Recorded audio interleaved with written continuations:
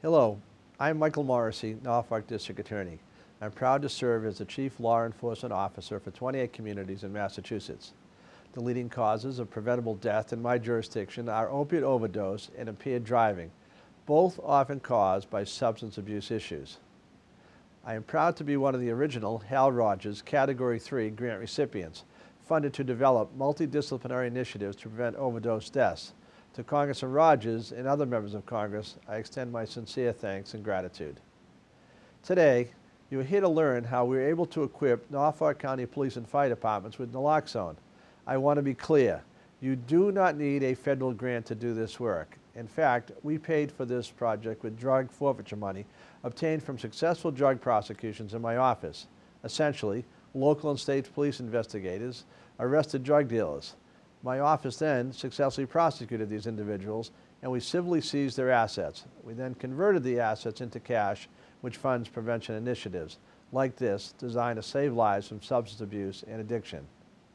You're about to hear how the small town of Stoughton, Mass. In Norfolk County responded to a series of overdose deaths that shocked their community. My friends, Police Chief Paul Shastany and Fire Chief Mark Doloff, worked together to find a way to equip their departments with life-saving nasal naloxone.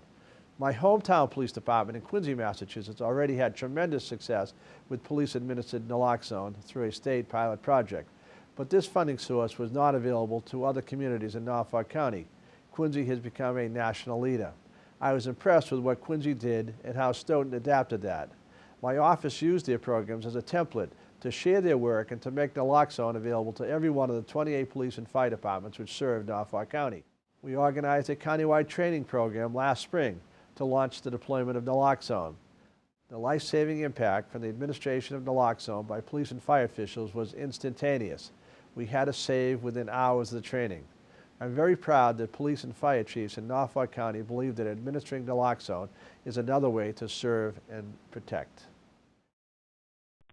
911, this line is recorded. Where's your emergency? My mother's overdosing. She's completely blue. She's not breathing. It's a pretty surreal situation. Here you are walking into a house. There's a person lying motionless, unresponsive, barely breathing. I mean, they have a very shallow pulse. Like I said, you can hear a very agonal breathing. Their lips are blue, their fingertips are blue. I mean, you're looking at a dead person. And, you know, your training kicks in. You put your kit together. You administer 2 doses in each nostril. I mean, you're making a big difference being there first on scene minutes before paramedics arrive. My name is Chief William J. Smith of the Holbrook Police Department, Holbrook, Massachusetts. The community makes up about 10,500 people. Since Narcan's been deployed in July of 2014, we've had 23 Narcan saves. I'm Deputy Chief Tilden Kaufman of the Sharon Police Department. Population of Sharon is 18,000. Basically a bedroom community. In April of 2014, we trained our personnel in the use of Narcan. Since then, in between the fire and police, we have had 11 administrations of Narcan and 11 saves. Within 2 weeks of our initial training, we had our first save. Well, officers have been impressed with how quickly somebody who is apparently dead jumps back to life. I had a sense for how it would be perceived by our officers. I knew that they would embrace it, because this is quite frankly a first aid tool. This is something that you can do to save a life. The reservations that they had were, would we be doing it legally? Would we be able to overcome any union objections, or our peer agencies, would they consider what we're doing to influence how they were going to implement nasal naloxone? Those objections went away after we did our due diligence and investigated into the law and just how important it was to save lives. The implementation, I thought, went very well. No major issues were involved at all. Like I said, the department had embraced it, and the community was very thankful for the fact that we were introducing it into the community.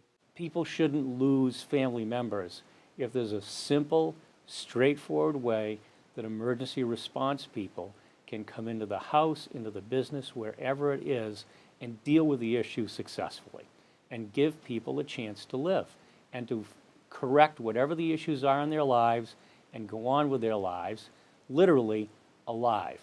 Can you put this as an overdose? Narcan got him back. He's going to be transported.